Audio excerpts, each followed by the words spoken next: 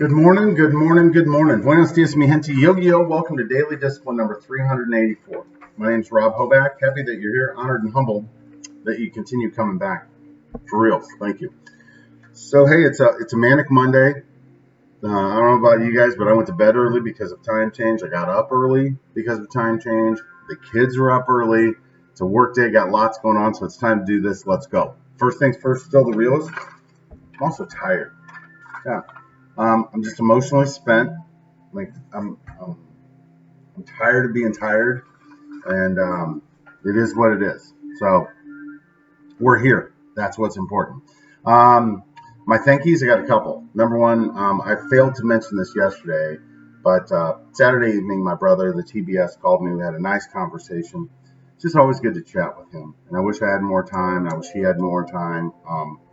Just not how life goes. So it's great chatting with you, bro. I appreciate you keeping me up to date, and I do appreciate you showing up to Daily Discipline. Like I said on the phone, I didn't intend this to be. I don't know what I intended. I intended to just document the fact that I was thankful for all of the good things that happened in my life, and try to address the things that weren't ideal, and do it in a way that I could hold myself accountable and have other people hold me accountable. And like I said, it's interesting to watch the pattern, right? So anyway, always good chatting with you, TBS. Second thing is the games, right? What I'm talking about is, right now it's football, right? But the games are a welcome distraction to life, right? And, when I think about this, I think of two movies. One would be Gladiator, that was based in the past, right?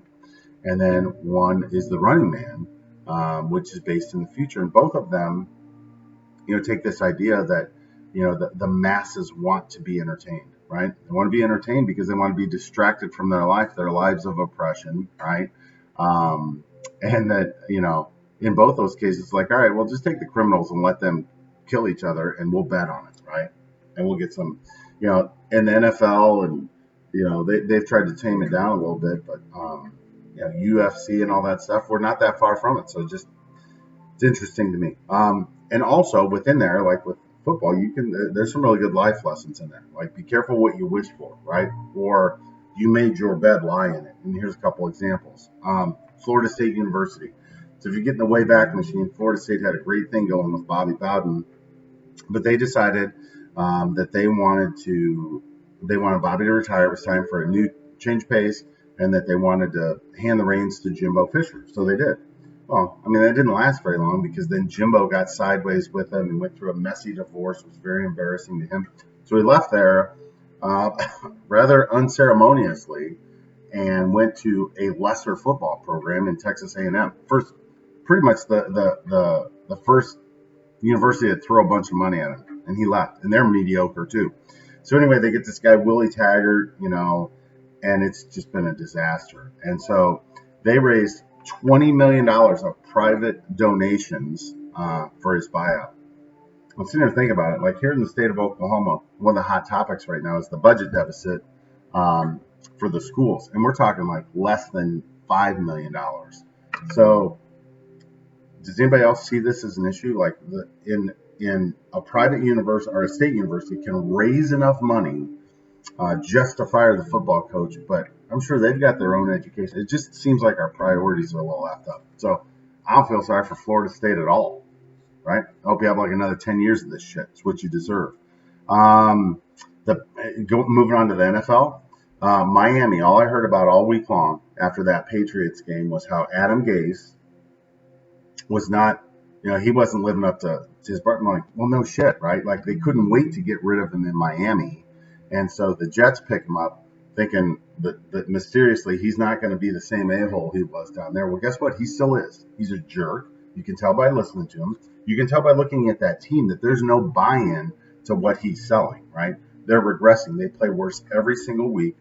And they lost to the team that in the Dolphins, that everybody that's not on the team, by what they're doing, they just keep dealing their best players for draft picks. They're playing for the future.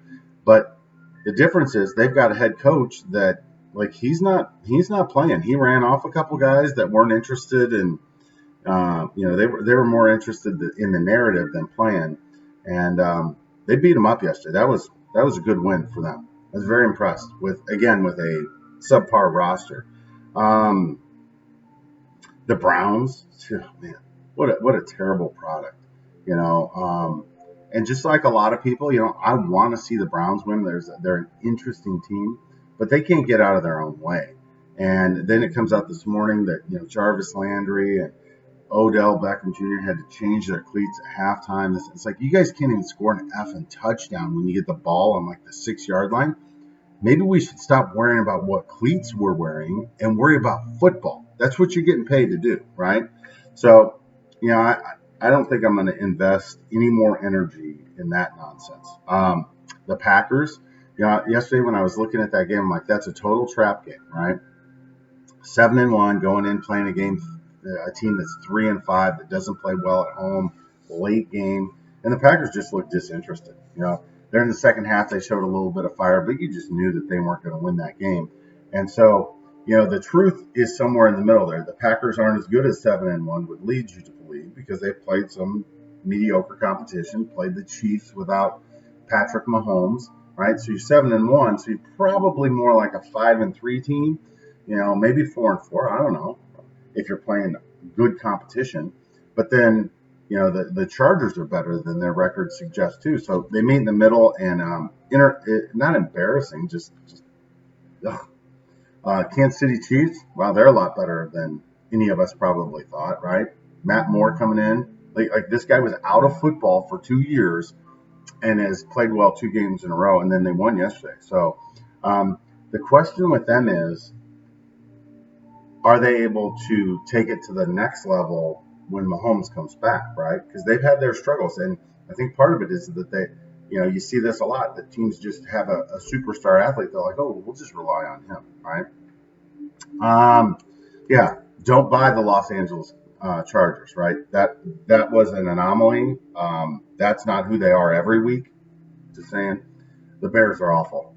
Like this, there's just no two ways about it.